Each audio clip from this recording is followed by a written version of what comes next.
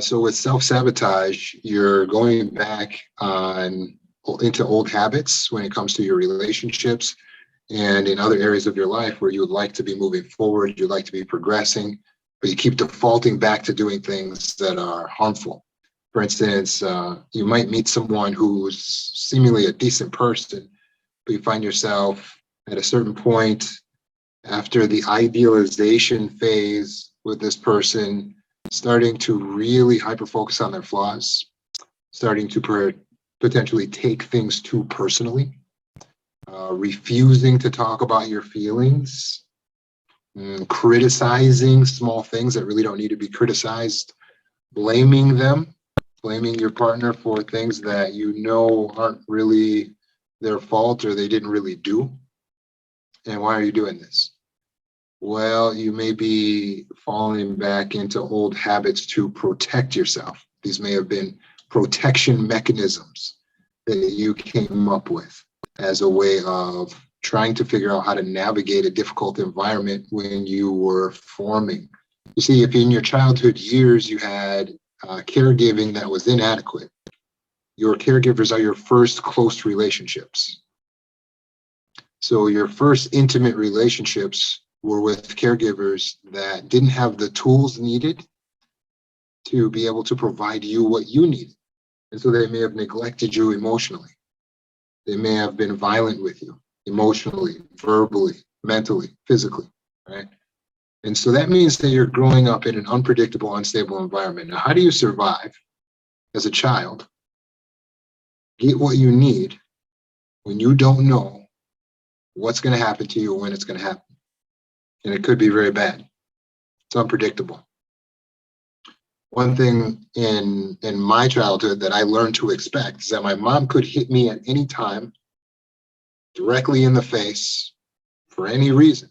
I didn't necessarily know when it was coming, right? So how do you survive in that environment? Well, you learn to be ultra careful and try to be hyper vigilant to if she might be upset by something, you're trying to predict ahead of time. You become very good, like in my case, I become very good with using my words. And I also became just shut down, quiet. So it's like, well, if I just don't say anything, it's probably my best way of not getting unpredictably hit. But sometimes even worse than physical wounds are the emotional wounds if you have a parent that is emotionally abusive. And so they'll hit you in an emotional sense. They'll tear you down. They'll criticize you. They'll humiliate you. And they'll do all this, again, on an unpredictable basis. Whenever they just felt mad or upset, whenever they just needed a punching bag, you would be their target. This is inadequate parenting. And it teaches you what? What do you learn? You may learn that no matter what you do, you cannot avoid getting hurt in your intimate relationships. Can you see how that's damaging? No matter what I do, I cannot avoid getting hurt. Can you see how that's going to lead to problems for you? If you believe that in your close relationships now, that you're going to get hurt no matter what, then how will you survive in this relationship? And it's not just in relationships, right? We have the same pattern is happening for some people when they are advancing in their career.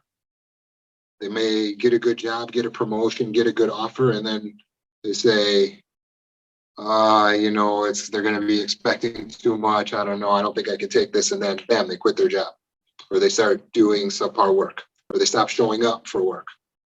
And what's the basis? Why is all this happening? Simple. Self-sabotage. Why? Why are they self-sabotaging? Because of the way they learned to survive as children. They learned that there was nothing you can do to make things go well. There was no way to get peace and to get happiness. They may feel just totally out of place when they're happy. So something good is happening for them, and that reminds them that something bad is just going to happen.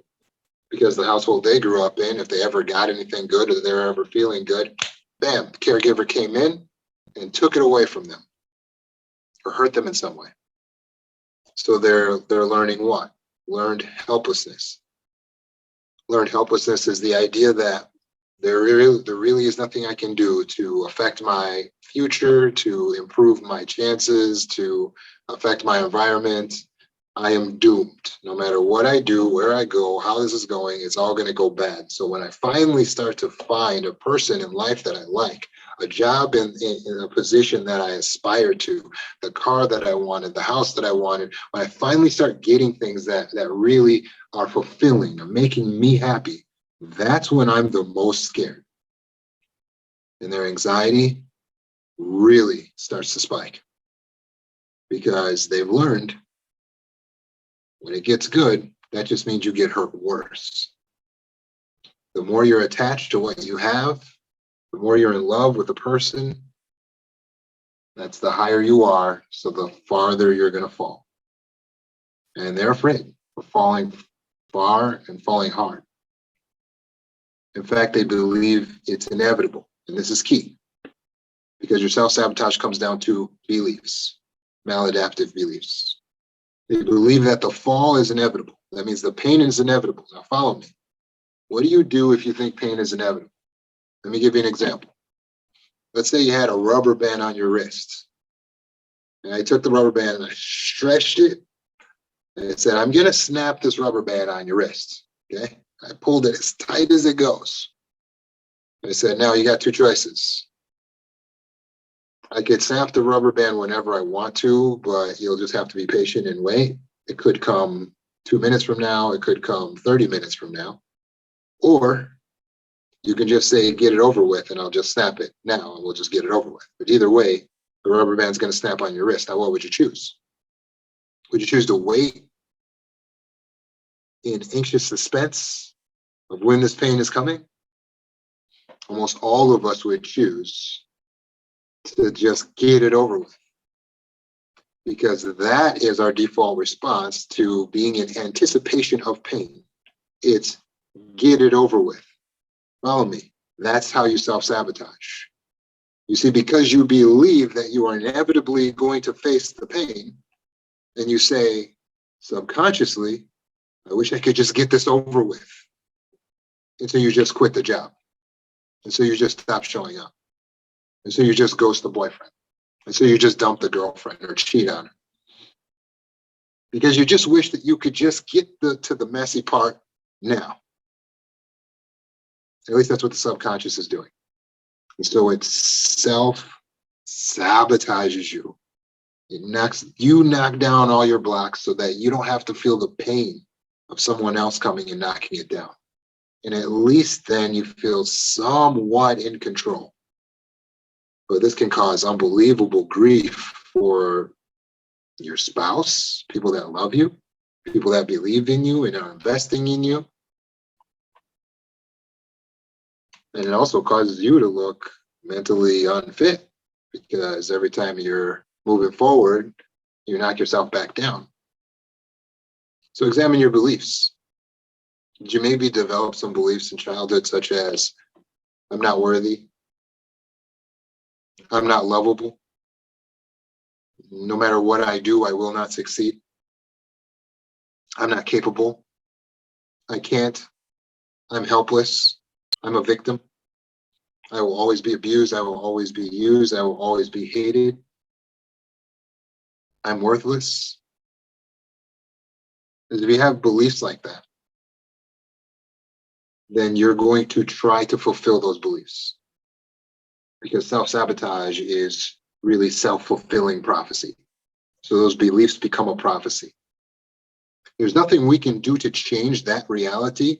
Your beliefs become a prophecy because that is the way we are designed. Your mind is the matrix.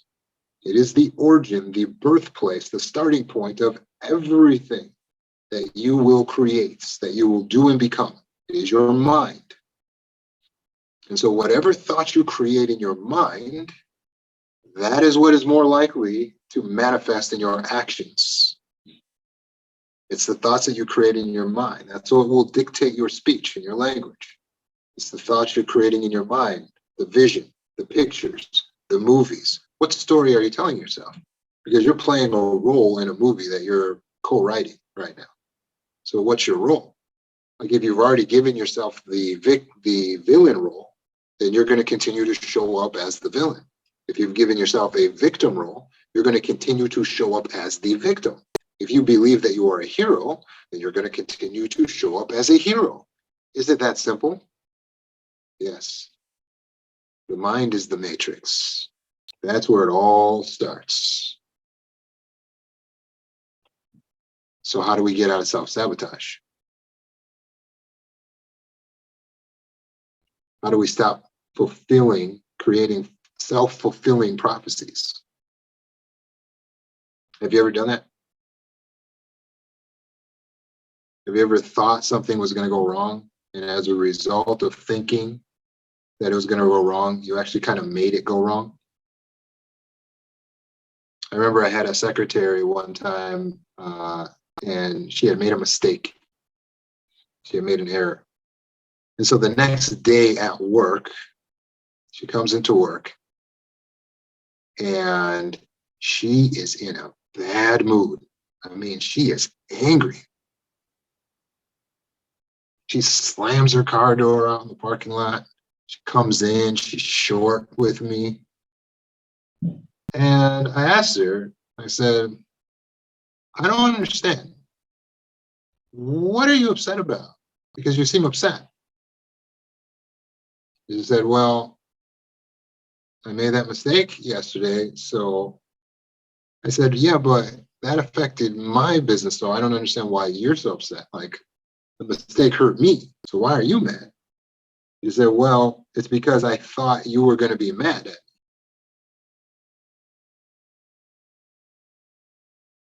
So I said, so you're angry because you thought that I was going to be angry? It was a protection mechanism. Because she believed in her mind that it was going to be bad, that she was going to go in and I was going to be mad at her and it was going to be awful. She created a self-fulfilling prophecy. So her belief became a prophecy. She went in and she acted mean, angry. So that generally speaking, if I hadn't had the insight to ask her what she was so angry about, I would have said, geez, this person has a bad attitude. I don't like working with her at all. And then that would have changed the way I treated her. And then she would have felt the way I was treating her and said, see, he's mad. I knew it. Right? I knew it. I knew he was going to be angry. And so she thought she was protecting herself by showing up pre-mad. But all she was doing was really creating a self-fulfilling prophecy. She was inviting the worst thing that she actually feared. She was making her fears a certainty. She was bringing them to fruition. She was making them a reality. How do we break out of this cycle? It's so deep. And it is very deep. The problem breaks down to trauma survivors not knowing how to use their mind. Right? We've learned there are two parts to the mind. Did you learn that in the trauma healing course? What are the two parts to the mind? You have the subconscious mind and then the conscious mind. The conscious mind is you yourself. You at your highest self, your wisest self, your most intelligent and analytical part of your mind, your wise mind, is the conscious mind. It's operating right now while you're awake, while you're alive. It's special. You are synonymous with your consciousness, but the subconscious mind is just a machine, just a brain, and it's there with a job to run systems for us so that we don't have to run them consciously ourselves. It would be a lot of work if you had to run your lungs and all these different things by yourself. So your subconscious mind also runs your emotions. So if the subconscious mind is running the emotions, what are you doing with the emotions when you feel them? Because since it's being run automatically by your subconscious mind, you're not necessarily choosing each emotion consciously. So what are you doing when you feel an emotion? What happens to a lot of trauma survivors when they feel an emotion is they let that emotion be their guide. Trauma survivors a lot of times are letting the emotions be their guide in life. They're letting the emotion lead them. That's the problem. That's what's going to lead them into perpetual self-sabotage. Why are trauma survivors letting emotions lead them? Well, it goes back to what they learned in their childhood. Because they were being abused, because they were being gaslit, because they needed a way to protect themselves. They may have learned that emotions were the only thing they could rely on. So they didn't learn to rely on their conscious mind. They don't have personal agency. So why would they think they can create and believe and think and analyze and be wise? Why would they think they could make good decisions if they were told that they only made bad decisions and that they couldn't trust themselves and they needed to only trust the narcissistic caregiver? Why would they rely on their own faculties if they were taught to be dependent? So the only thing they have is this automatic thing that comes on its own system, which is their emotions, which brings a lot of pain and some pleasure. And so they find themselves just being moved by the pain and the pleasure. And their narcissistic caregivers utilize the pain pleasure to control them. And so they're like, you don't want to feel pain, do you? Okay, well then do what I say, because otherwise I'll make you feel pain. It's the basic basis in which authoritarian narcissistic authority figures work. They say, if you don't want to feel pain, you do what I say. So you're under this threat of feeling pain. So you're taught to fear pain instead of taught to listen to pain. Pain was not designed for you to live in fear of it. Pain was designed for you to receive a communication from your systems to let you know that something was damaging, potentially violating to yourself. That's what pain is. It's a communication. You're supposed to pay attention to it and analyze what the problem is and fix the problem. Not simply try to avoid pain, try to fear pain, because then you're just a squirrel. So your narcissistic caregivers are using that pain as a way of controlling you. So you learn, my job in life is just to run away from pain and then try to find any type of pleasure I can. But of course, your narcissistic caregivers don't like you to have too much pleasure outside of them, right? So you had to hide your pleasure, right? So you have a maladaptive view of pleasure and a maladaptive view of pain. And you learn to be a people pleaser, starting with mom or dad. Your whole job, your whole existence is to please me. And then when you grow up, you're supposed to take care of me. And that's what many narcissistic parents teach their children. So your entire life, your entire existence is about making me happy. And so when that's what you learn, and that's the system you grow up in, you don't know that you have an amazing mind that you can rely on that can make as good a decisions as your parents can make, that can guide you and you can solve problems. You don't know that you're capable. You just keep looking to the outside. What do you want me to do? What do you guys want me to do? What do you want? Don't give me pain. I don't want pain. Just tell me what you want. As a result, complex trauma survivors have difficulty trusting their thoughts, trusting their beliefs, trusting their perceptions. They don't navigate their environment by the inside, they navigate their environment by the outside, what everyone else is saying. And so they feel like their emotions are the only reliable source that they can go on. So they maybe are in touch with like an intuition, a feeling. And what do you normally feel as a trauma survivor? Fear. That's your dominant feeling state. Constant fear because you don't want to get hurt again. You see how this cycles into itself and leads you just into a life of self-sabotage?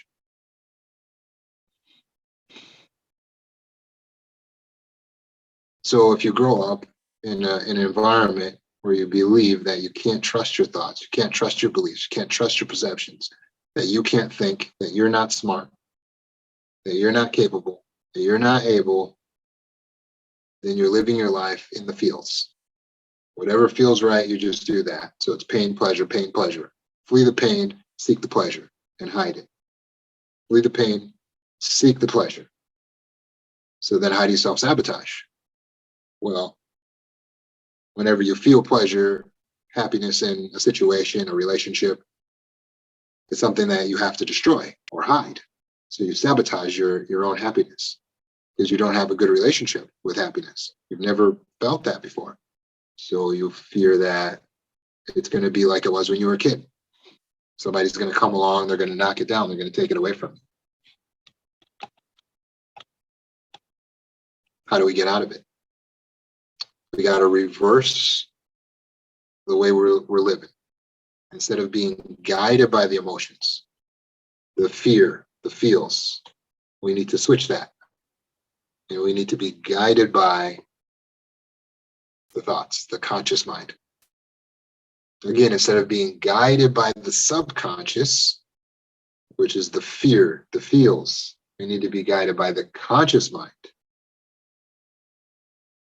Does that make sense? Why the conscious mind? All right, so if you look at your brain, if this hand is a cross section of the brain, then this little step, this little point right here is your limbic system. And your limbic system is connected to your brain stem. This is the body, the emotions, right? This is all the feels right here. It's immediately connected to the body so that it can create very quick action. So out of fear, out of intuition, you will see the danger and you'll be able to run, flee, fight right away. It's a great system. But up here, we've got an entire brain that's not being used when we just stay in the limbic system, which basically operates like a 4-year-old child. So what do we got to do? We got to get connected, connect our limbic system to the prefrontal cortex, the cerebral cortex, so that we're utilizing the entire brain system, right? And what should we be led by? We should be led by this canopy, all of these good thoughts, because we need to use our whole brain, right? Not just this one little piece in here. Got to use the whole brain. How do we use the whole brain? We need to lead it here and consult with this guy here. So we check in with the feels. The feelings are important. Remember, the pain is a communication. All feelings are a communication. All emotions are communication from this guy, your limbic system, your subconscious mind that says, hey, we're sensing a threat. We're sensing something. Or, oh, everything's going really good. It's giving you sensations to let you know how to navigate your environment. So you need to listen to them, but not obey them. Does that make sense?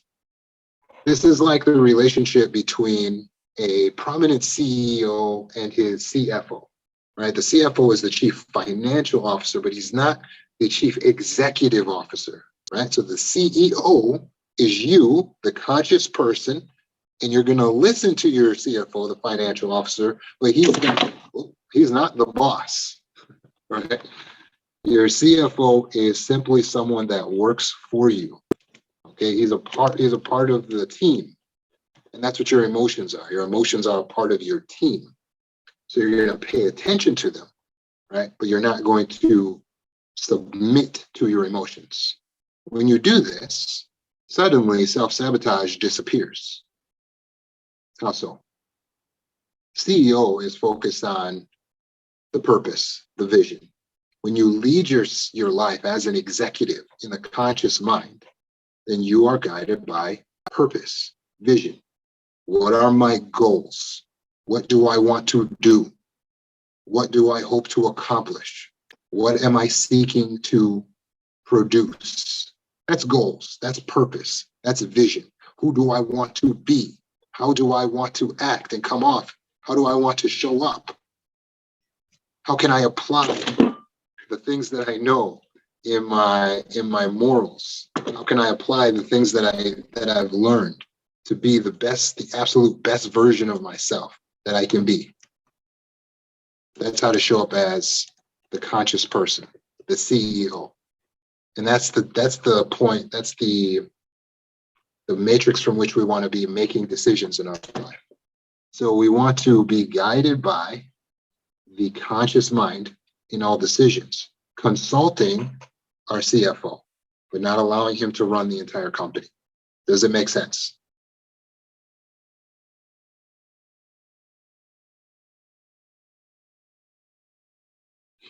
Self-sabotage takes on many different forms. So we have to learn to recognize when it's happening. How do we recognize that self-sabotage is happening since we can't really predict it? We don't know that it's going to come. How can we be ready for something that just kind of happens randomly? How can we catch it?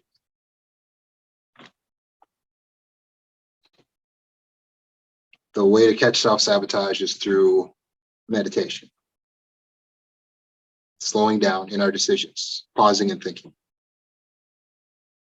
Being analytical, not being emotionally driven. Instead, being analytically driven. That's meditation. To meditate is to pause and think. We want to be guided through meditation. We want to be guided through calm, conscious reasoning on our decisions. You will find even with just 7 seconds, you make a better decision 7 seconds after the initial point of receiving information. Intelligence is to gather information and data. Wisdom is to apply it in your life in a way that's beneficial to yourself. So we have to live our life in wisdom, and we'll cease sabotaging ourselves. Now, there's many ways that we can apply this, and that's where the trauma healing course is going to come into play for you. When you go to mindfree.org, scroll down, it says join the trauma healing course. When you start from the first video, it starts to teach you right away techniques that you can use to regulate yourself and how you can, for instance, solve your anxiety. When you can resolve your anxiety, that's already helping you to sabotage yourself less, because the anxiety is the fear that's driving us to try to relieve the pain and to do something like prematurely end our relationship. When we learn to resolve the low self-worth, the low self-esteem, and to change our beliefs, then we stop fulfilling the old prophecy. Because if we have these old beliefs that we are worthless, that we are worth nothing, that we are deserving of all the worst or aren't deserving of anything, right? What's going to happen? We start fulfilling that. So the healing course shows you how to solve your low self-worth and your low self-esteem. So ultimately, utilize the tools that are available and become a conscious mind, wise mind-driven person. When you're out of the emotions, when you're out of the feelings, then you can be in clarity. And with clarity, you can see things as they really are, with balance.